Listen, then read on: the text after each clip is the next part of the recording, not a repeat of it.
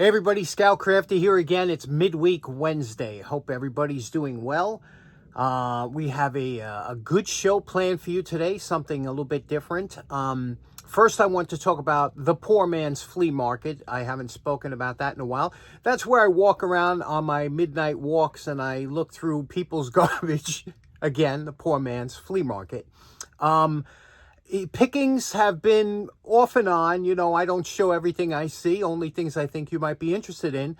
We're coming up on holiday season, which is always a great time. People get things for Christmas or holidays, and then they throw out other things that are still working or might be good, you know, and also people moving, things like that. So that's why I find the good stuff. Let me show you a clip that I filmed a while ago on just one of the things I pick up when I go for my walks. Next up, real quick, when I go on my poor man flea market walks at night, a lot of times I'll come across a lot of people throw out furniture, you know, you've seen. And what I do is a lot of times I take the knobs because I use them for the projects I make over here, you know. You'll find these knobs on dressers and whatnot, and you could take these knobs and they make, you know, great little pull handles or whatever you need, and they always have one screw that goes in the back, and you know, and I just grab all different types. I got some ornate ones, you know, that look like they're kind of crystal. I got all different types in here that I grab, and it's always a good thing if you see something thrown out, the knobs, because these things have gotten crazy expensive too. So you could see there's always something, even if a item is flood damaged, you know, you could pick up the knobs, you could pick up some hardware, things like that. There's always something out there. You just have to look. And one of the things when I was a kid, the holy grail of garbage when I was a kid was a baby carriage chassis, because that had the 4 wheels, which we would make the obligatory go-kart. Everybody wanted to ride in a go-kart when we were kids. It was something we would do. And if we saw a baby carriage in the garbage, we would take it home. Then we'd take the wheels off, and then we'd have to make the traditional design of a 2x8 with a milk crate for a seat and a board going across, and then we need an axle and cotter pins. All these things introduced us to how to work with tools, and also how to get in trouble with our parents for stealing their lumber. So it's nothing worse than taking a piece of, Dad's been saving this one particular board for years, and you go out and cut it up to make a go-kart. But it was a lot of fun. We would use it for a week or two before it fell apart, and then it would get trashed itself. Interestingly enough, I think that spawned my love and affection for baby carriages ever since I'm a kid. I love a baby carriage. I'm not talking about a stroller, the junk they have today. I'm talking about a legitimate baby carriage. Especially, they started in Victorian times when people would take their babies out for a walk. They had big tires on them, and the wagon makers used to make them and things like that. And then they streamlined down. And during the 50s, I think was probably the heyday of the really nice baby carriage. Chrome chassis. They had spring suspension. They were plush. They were made from great materials. They probably weighed a ton. But then the big cars back then, you could get a big baby carriage in the trunk, right? And they were just beautiful. They were, the kids rode in a cushion of spring comfort, no bouncing around.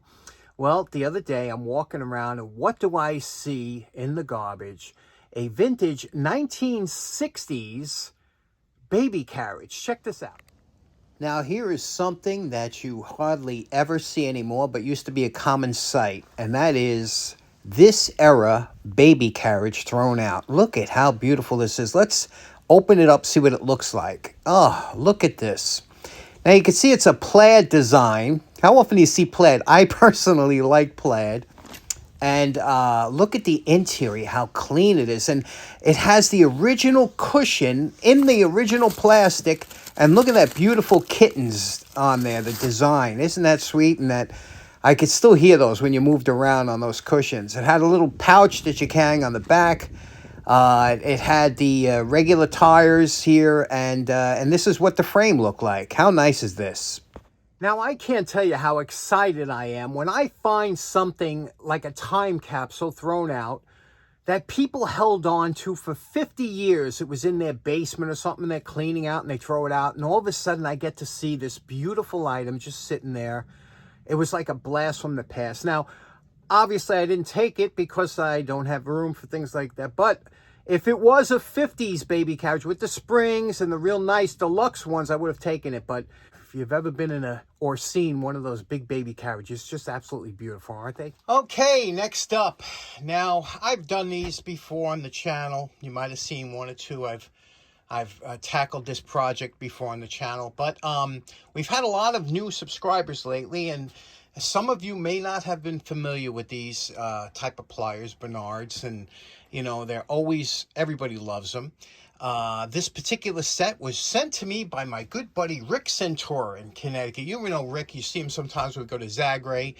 Rick is a former Marine, Vietnam era, and 80 years old, and Rick blows us away because guy never gets tired when we walk around. So again, thanks for this, Rick. But let me show you what this is. This is a Bernard parallel pliers. A tremendous history on here. Now, I don't want to do the history of this, you know, and give a 2-minute history because it doesn't do it justice. Now, there's a new channel, not super new, but I've been subscribed for a long time, and I wanted to give him a shout out. His title name is Ballinator, and he does a great job of doing history of tool companies. So, you know, we're all into tools. We all like tool history. His channel, some of you I'm sure are subscribed already, but a fantastic channel, Ballinator. And he has, which I will put in a link, a great history of the Bernard pliers, where they came, where they went, all the way from start to finish. And you know, I don't know anybody that does histories of tool companies as well as he does. So go over there, check him out. Ballinator, give him a subscription. I'm sure you'll like it. Now, let me just talk a little bit about these type of pliers and why you really want a pair of these in your shop. Now, these Bernard pliers, named after William Bernard, the inventor of these pliers, are an ingenious design. And what they are is a parallel plier. And what a parallel plier means, if you look at the jaws, most jaws of the pliers pivot on a pin and close like this, open and close, almost like a clamshell, okay? So when they close, they're parallel and they touch power at the tip, but any other time that you're closing them, they're not going to get a great flat purchase on your item, whereas this particular pliers does a great job in that. You can see how it opens and closes, and it stays parallel the whole time that it closes, and it'll give you a good grip. It also has the wire cutter here. These were two pieces of steel that were pinned in sheet metal handles, so they were inexpensive to make. They used them in the military. They came out with a fishing style that a lot of fishermen used. They had interesting jaws where they have a line, a groove going down the middle that gives you extra grip. They have a knurling or texture on the jaws. They're just fantastic. Anybody who has them loves them. These are a little bit stiff. Now, let me tell you what I've had a bunch of these. I love them. Here's the thing. When you get them, do not take them apart. Okay, unless, and many times at the factory, these are torqued down so that they move, because they can't be too tight or else you won't get the movement. They're torqued down just to the right, and then they're peened over. If these nuts are still on there, do not undo them, which you can, but then you'll have to peen them over again. So just leave well enough alone. The best way to clean these have a nickel coating on them.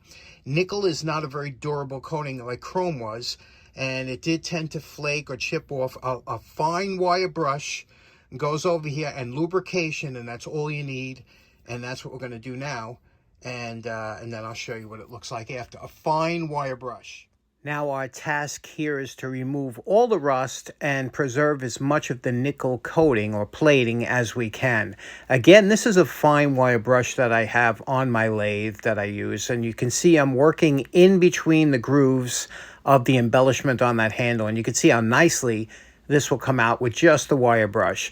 Now we're taking it over to a worn out fiber wheel just to get the rest of it. And then we're ready for lubrication.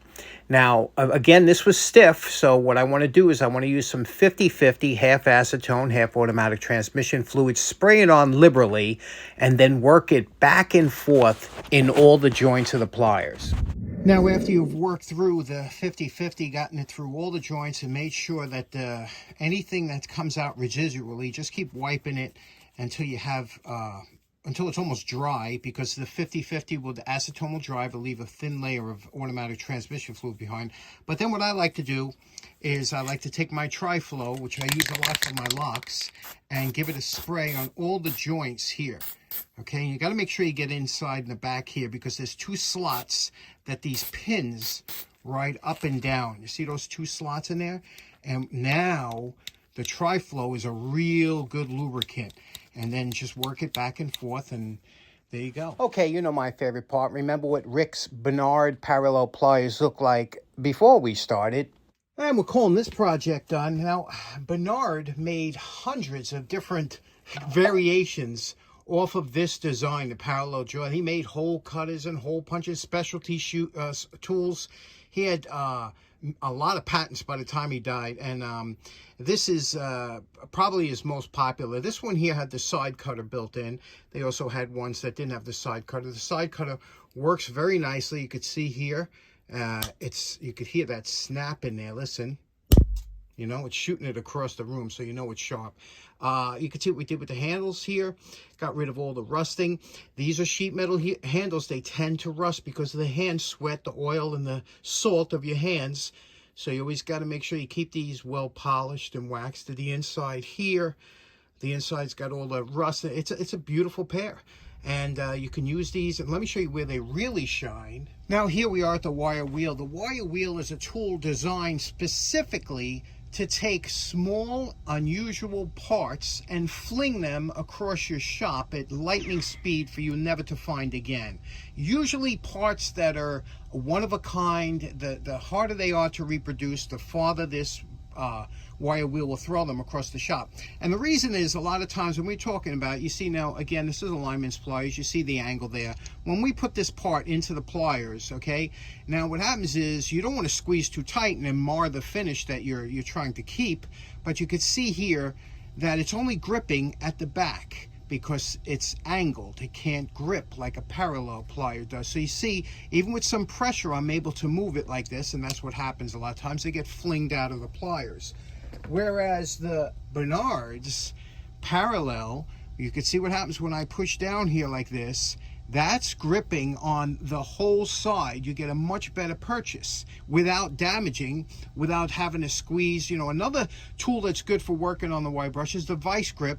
However, the vice grip usually will damage the surface of whatever you're working with. The Bernard just grips it with enough pressure that you won't have to worry about losing it. So these are really good for wire brush work. Okay, so in closing, thanks so much to Rick Centore for today's Bernard pliers. What a fantastic surprise that was. Also, make sure you check out Bullinator. I'll have a link in the description to his Bernard episode, but check out his Utica, Klein, and other tool history episodes. They're really good. And let me know if you have any good experiences with baby carriages. What's your thoughts on them? Thanks so much for tuning in. Hope you have a great day. We'll see you again on Friday. Take care now. Bye-bye.